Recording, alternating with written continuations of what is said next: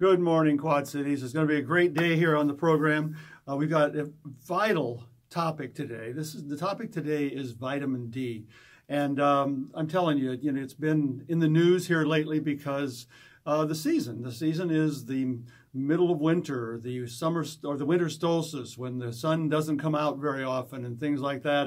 And there's no time in the day these days in the Midwest where you can go outside and allow your skin to make vitamin D. So we're going to be talking about that today, and we're going to be talking about how important it is to have an adequate vitamin D levels and how important it is to, at this particular point in your winter, to supplement vitamin D.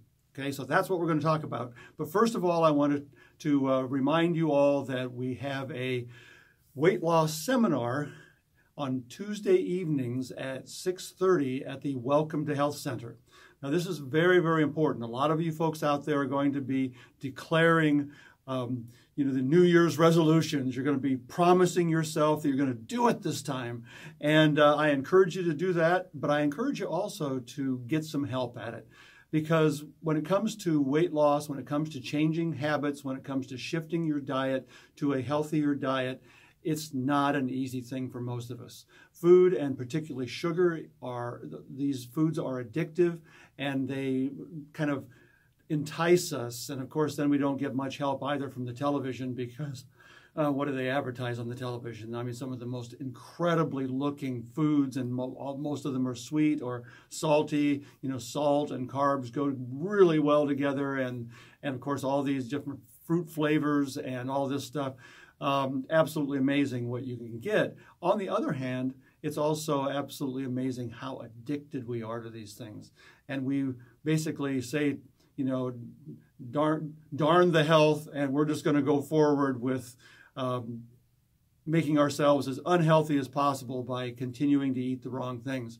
So I would encourage you to stop by at the clinic on Tuesday evening, 6:30, and actually hear an in-depth transition that a person can make from eating an unhealthy diet, the SAD diet, the standard American diet, and make a transition to a healthy diet. And that does not require me getting up there in front of the group that's at the office there and saying, we're going to convince you you're going to eat sticks and berries for the next, so many months. It's not like that. The diet we have there is one of the smoothest transitions you can possibly make. The foods are delicious. They are nutritious. It's a focused diet where your fat, and the more you have available there, you can turn that fat into energy so that you can live your life in a productive and energetic way. And that is so important to realize that back in the revolutionary times, people only ate about 4 pounds of sugar a year, 4 pounds of sugar a year. And now we're eating between 160 and 250 pounds of sugar per year. That's where we're deriving our energy. Back then, they got their energy from fat. And so they burned fat all day long. That's why they were tuned, they were energetic, they did what they needed to do, but they were burning fat, burning their own fat when necessary, but also eating lots of fat, lots of good, nutritious fat. So what we'll do at the clinic is we'll actually shift you to fat burning. Okay, our topic today is vitamin D and how important it is. Particularly, you need to think about it in the wintertime because you're not getting exposure. Even in the summertime at this particular latitude, you have to be outdoors in the sun in the middle of the day. There's a kind of a range between around 10:30 until a little later in the afternoon, about 3 o'clock, where you're actually going to be having enough direct sunlight with the appropriate amount of ultraviolet B rays in order to stimulate your skin to produce vitamin D. Now, it's interesting, it produces vitamin D from cholesterol. So you have to have enough cholesterol in the blood too. And this is something that a lot of the medical world is, kind of, I feel, failing at, because if you have a cholesterol under 170, then it's kind of questionable whether you have all the cholesterol you need to support your immune system, to support your production of vitamin D, etc. So, do that. Now, you can get some ultraviolet B rays in sunbeds also, and I'm not necessarily encouraging you to do it that way, because there are other ways. But what you want to do is you never want to get into the high intensity beds, because that's mostly ultraviolet A. And you don't want that. It's the B. It's the less energetic rays that give you the not only the best tanning, but also gives you the best vitamin D production. So the ones that you go in, you say, give me the bulbs that are worn out, give me the bulbs that are in the bed, you know, not in the stand-up intense things. And also another thing I would encourage you to do is don't lay in the tanning beds with your face under the ultraviolet A light. There's kind of a purplish light that is in most beds these days where that's intense ultraviolet A, and you don't want that. You want the ultraviolet B. So whenever I'm tuning up, so to speak, to go down, you know, to develop a little tan so I'm protected if I'm going down to the tropics, for example, what I would encourage you to do is lay in the bed backwards, namely put your head on the end where there isn't that intense ultraviolet A, and get the ultraviolet B from the long tube lights. But enough about that, because that's you know, a topic that's kind of questionable. You don't want to damage your skin in any case. That's why it's good to have a little tan when you're going to go out in the sun, so you don't damage your skin. So what about ultraviolet? What about vitamin D production? What about supplementing vitamin D? Well, the standard nanograms per deciliter of vitamin D in the blood that you want to aim for, if you have blood tests, take them out and take a look and see what yours are. And that is between 40 and 60 is the number that you want to key on when it comes to blood levels of vitamin D. What I find is very seldom do I find somebody who's not supplementing vitamin D at this time of the year above 30. Now, 30 is what the medical world feels is normal, but the research, which is based upon some incredible things. For example, they went to some of the primitive tribes in Africa that are still following the hunter-gatherer way of life, and they're out in the sun, you know, mostly naked most of the day. Of course, their skin color has a lot to do with how much vitamin D is made, so they're protected from the intensity of the sun by their skin color, by their pigmentation. But in that particular group of people, they are making enough to sustain a level of blood vitamin D between 40 and 60. So that is kind of pretty sophisticated research, and it gives you probably the most reliable range. Some people are worried about vitamin D toxicity. You know, if your vitamin D level through supplementation does get up into the 90s, don't worry about it. The levels where they start becoming concerned about it in the people that actually do the research is over 250. And I've never known anybody who's even approximated that level of vitamin D in their blood. So don't worry about the toxicity. Just try to get it between 40 and 60 nanograms per deciliter and do it that way. In any case, now how much vitamin D do you need to supplement in order to get that? Well, you need to supplement probably in this time of year, you need to be going somewhere between 5,000 international units to 10,000 international units per day. And this is extraordinarily important. I'll repeat that, between 5,000 to 10,000 international units per day. Now, it's easy. At the office here, we have supplements that help you with this, and it's really wonderful because we have little bottles with a dropper in it, and you just drop the vitamin D under your tongue, and you put it up high enough you can see the drop, and drop it under your tongue, and giving yourself 5, 7, 8 drops of that takes just a few seconds. You just leave it in there. It absorbs through the oral mucosa right into your mouth skin, so to speak, and it goes into the bloodstream, and then it's usable. And you want to make sure it's vitamin D3 that you're taking, because that's extraordinarily important to make sure you get the right form. The vitamin D2 has a very short half-life. It doesn't last very long in the body. There's question as to how much of it is actually converted to the active form of vitamin D also. The vitamin D in milk is often vitamin D2, which is, again, questionable. But the vitamin D3 is so close to the vitamin D that you actually use that's what you want to get, is vitamin D3, all right? Now, we've known a lot about the cell for quite a while. With the invention of the electron microscope, boy, that just exploded knowledge about the cell and how it works. But there are a lot of things that took us a lot longer to figure out. And some of the things is, we knew about genetic material with Watson and Crick's discovery of the structure of DNA. They, of course, had a lot of help from other people. One wonderful lady, I forget her name right now, but she was magnificent in providing the information required to do that. But we didn't know how the DNA worked, and for many decades we had this concept that the DNA provided us with the information to build things, when as a matter of fact, that's what they called the proteins around the DNA. They called it junk DNA. They didn't know what it was for, and that's really the epigenome, or the information that tells the DNA what to do. But the DNA does something very significant, and that is this. It contains the blueprints for proteins. And so we can't make proteins without having those blueprints, okay? And in order to get the blueprints out and to make them work, what do you think we need? We need vitamin D. In other words, if you want to reproduce a cell, or divide cells to produce new cells, to take stem cells and differentiate them into skin cells or liver cells, kidney cells, brain cells, any of these things that stem cells can become. If you want to do that, you've got to be able to access the vitamin D blueprints, the protein blueprints. And it turns out that without adequate vitamin D, you cannot access the blueprints. So you may limp along with old parts in your cells, or old senescent cells that are, they want to go. They're finished with their life. They want to move on to being reprocessed, and they need to be recycled. Recycle my parts, please, is what they're saying. And yet they're having to soldier on because there's no way of producing new cells.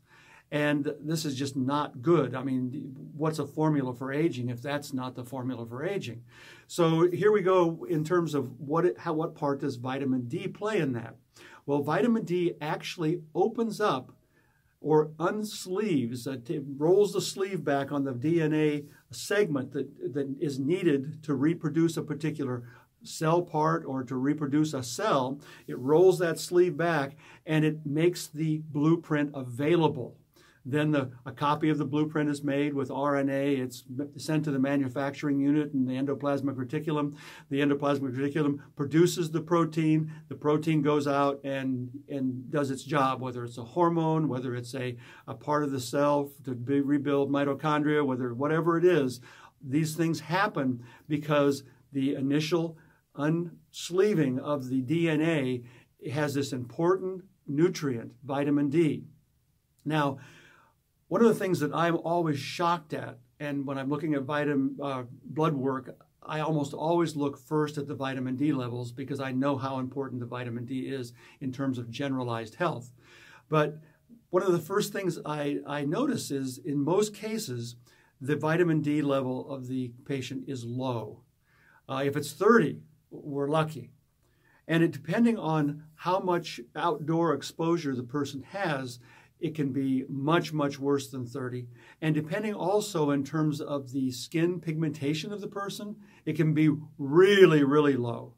And why do I mention that? Well, we all have the same genes for skin pigmentation. But in terms of our genetic background, our ancestors, different people in different parts of the world needed different amounts of protection from the sun. And if a person is in, Africa, and that's where they lived, and their ancestors spent most of the time outdoors naked, then they are going to have full body protection from the sun. And the sun at the equator, there's thinner atmosphere, there's more direct sunlight at the equator, and believe me, you need a lot of protection at the equator from the sun. And so they have very, very dark pigmentation, and that's exactly what they should have had. If they hadn't had that, they would have, let's put a red-headed, light-skinned roofer in equatorial Africa and ask how long they're going to last. they won't have any skin after just a couple of days, right? So the pigmentation is absolutely necessary. But you take that same person and you move them into our climate, or you move them even further north into Sweden, things like this, into the Arctic circle, and you're going to find out that they aren't going to make any vitamin D at all through skin, and their values will be extremely low. And that's what we found in the practice too. And it's something that was one of the first things I usually mention, is that we need to test your vitamin D level, and we need to make sure that we supplement it properly. Now, you can get some vitamin D just in terms of eating meat and things. That was very difficult to measure that for many decades. You know, we knew about the vitamin D, but we didn't have the sensitive equipment to measure it. But you can get some. You can get about 1,500 international units of vitamin D if you're eating meat throughout the day. But that's not even enough. So in this time of year, you can't get any by being outdoors in the sun. It's just impossible. The angle of the sun through the atmosphere completely blocks all the ultraviolet B radiation that is required. So, you can't get it there. So your only choice basically is to supplement. The best way to supplement is with an oil supplement, because it's an oil-soluble vitamin, an oil supplement, and the best way to absorb it is hopefully through the mouth. Sometimes people have about 40% of the population does not recycle vitamin D very efficiently through the gut. And so it's important to get it in the right way. And it's important to accompany that vitamin D with vitamin K2. You want vitamin D3 and K2. Now let's just talk just a little bit about that. One of the things that happens with K2 is very good at taking the calcium from your blood and putting it into bones. So let's just do a little story here, okay? You found out that you have osteopenia, and a lot of my listeners out there, I'm sure you have been told that. You get a DEXA scan test, and they, test your bones for calcification, and you find out you're a little bit low. Or maybe it's even osteoporosis, which puts you at high risk for bone fracture, hip fracture being the most common one. And so you have this information already. Well, how do you beef things up? I would discourage you from taking the medications and things, although, your doctor is going to be the one who's going to be responsible for those recommendations. But what happens with those medications, the ones that are making your x-rays look really good and making the DEXA scan look good, but they do not improve your bone fragility very much. As a matter of fact, they actually increase bone fragility, some studies have said. But those actually kill one of your cells that is responsible for remodeling bone tissue. It kills the osteoclast and it leaves the osteoblast. Now, what does that mean? That means that the cell in your body that actually crawls along the bone and dissolves the old calcium and dissolves the old fragile bone out of the bone matrix. And then the osteoblast comes in behind it and lays in new calcium. It kills the cell that eliminates or dissolves out the old fragile calcium. And so now all you're doing is you're laying in new calcium on top of old fragile calcium, and that does not improve the bone strength very much, and it certainly does not improve the bone flexibility very much. And that's what you need. If you fall, you want a bone that can absorb the shock. You don't want a bone that immediately cracks. So, to keep that in mind in terms of the recommendations. However, there is a way out of that, and that is a very inexpensive way, and that is that you can instead use vitamin K2, and that vitamin K2 actually dissolves calcium out of the arteries and in the heart and in the peripheral circulation, puts it back into the circulation, and then it actually aids in the carboxylation of the osteocalcin in the bone, and that vitamin or that calcium locks right into the bone and tends to stay there far more tenaciously. It becomes good, solid calcification of the bone. And so whenever you're taking the vitamin D3, you also want to take vitamin K2 along with it. And our supplements at the practice have both of those in it. Now, there's one other quick issue I want to bring up, and that is this. We do a lot of genetic counseling at the practice, at the Welcome to Health Center. We also do genetic testing. I would encourage you to come in and get that information because it is really important. And this is something, me personally, my genetic testing showed me that I do not imbibe the vitamin D easily into my cells. And so when I look at vitamin D, what I look for is a special form of vitamin D, liposomal vitamin D, that aids in my cell membranes transmittal of vitamin D from outside the cell into the cell where it's needed, as we said, for access to our own DNA and our ability to reproduce parts for our cells and hormones for our body and all of these things. We need that access to the DNA. So what I do is I do a special liposomal form of vitamin D and K2 in order to get it into my cells more efficiently. So there's lots of information now that it's important to know about, and it's important to individualize that information so that you can have the best form of supplementation for you. And that is, something that we just haven't had access to in the past. If you have, for example, a 23andMe test already done, give the office a call. We can do some nutritional counseling based on your 23andMe. We also have our own specialized lab available to us that we can do the genetic testing. And so, bring that information into us and we can actually help you understand what's going on with your body, what's going on with your potential.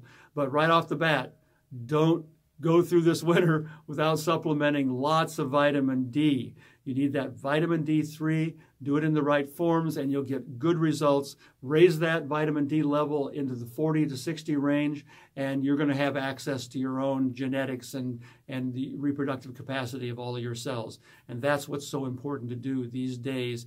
In these dreary days of winter, you've got to make sure you supplement the vitamin D. And then in the summertime, make sure you get out there and feeling good in the sun. That's part of what makes you feel good in the sun is adequate vitamin D. So get out there and do it then. But now, get the right supplementations. See you soon. Bye-bye.